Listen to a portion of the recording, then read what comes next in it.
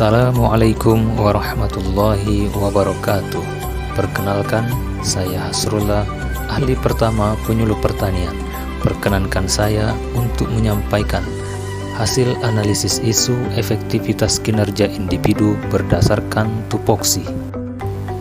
Tugas pokok dan fungsi penyuluh pertanian menurut Peraturan Menteri Pertanian Nomor 35 Tahun 2009 terdiri dari 1. Melakukan persiapan penyuluhan pertanian. 2.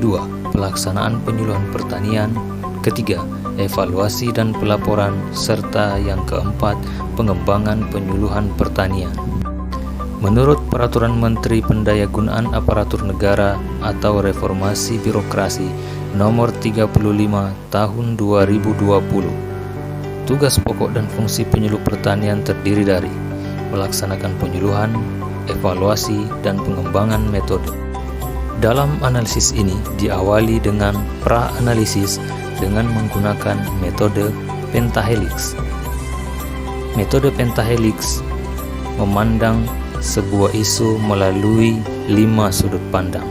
Yang pertama, dari sudut pandang pemerintah, yang kedua akademisi, yang ketiga bisnis, keempat masyarakat, dan yang kelima media. Menurut sudut pandang pemerintah, isu seputar efektivitas kinerja penyuluh pertanian adalah lambatnya realisasi penerapan Perda Perlindungan Lahan Pertanian Pangan Berkelanjutan. Kedua, kurangnya perhatian pemerintah terhadap pengembangan penyuluhan pertanian. Isu dari sudut pandang akademisi adalah tidak adanya implementasi pengembangan metode dan media penyuluhan yang dilakukan ke tingkat kelompok tani. Dari sisi bisnis, yaitu tingginya alih fungsi lahan pertanian ke non-pertanian. Dari sisi masyarakat, tingkat pendidikan petani masih sangat rendah sehingga sulit memahami materi penyuluhan dengan cepat. Kemudian yang kedua, kurangnya akses informasi teknologi, dan selanjutnya generasi milenial enggan bertani. Sedangkan dari sisi media, belum optimalnya penggunaan media informasi untuk pelaksanaan penyuluhan pertanian.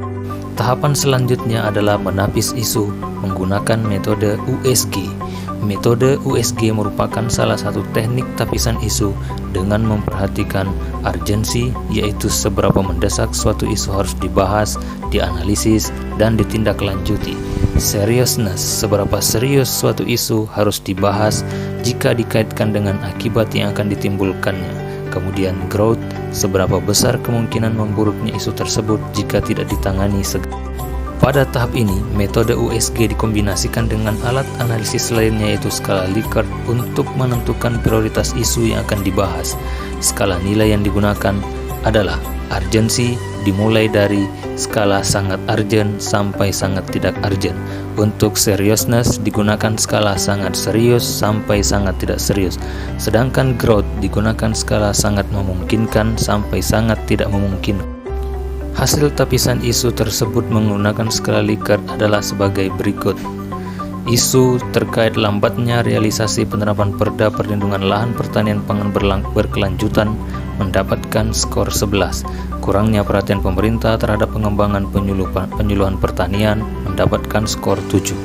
Tidak adanya implementasi pengembangan metode dan media penyuluhan yang dilakukan ke tingkat kelompok tani dengan skor 5. Sedangkan tingginya alih fungsi lahan pertanian ke non-pertanian mendapatkan skor 12. Untuk tingkat pendidikan petani masih sangat rendah sehingga sulit memahami materi penyuluhan dengan cepat, mendapatkan skor 8. Kurangnya akses informasi teknologi juga mendapatkan skor 8, sedangkan generasi milenial enggan bertani mendapatkan skor 10. Dan yang terakhir, belum optimalnya penggunaan media informasi untuk pelaksanaan penyuluhan pertanian mendapatkan skor 6. Tahapan selanjutnya adalah tahapan pendalaman isu dengan menggunakan metode fishbone diagram. Tingginya alih fungsi lahan pertanian ke non-pertanian disebabkan oleh 4 hal. Yang pertama manusia, yang kedua harga, yang ketiga kebutuhan, dan yang keempat pemerintah. Dari sisi manusia disebabkan oleh generasi milenial yang enggan bertani. Dari sisi harga, harga jual tanah meningkat dan harga jual hasil pertanian yang rendah. Dari sisi kebutuhan, tingginya kebutuhan sehari-hari, sedangkan dari sisi pemerintah, lambatnya realisasi peraturan LP2B. Rekomendasi penyelesaian isu tingginya alih fungsi lahan pertanian ke non-pertanian.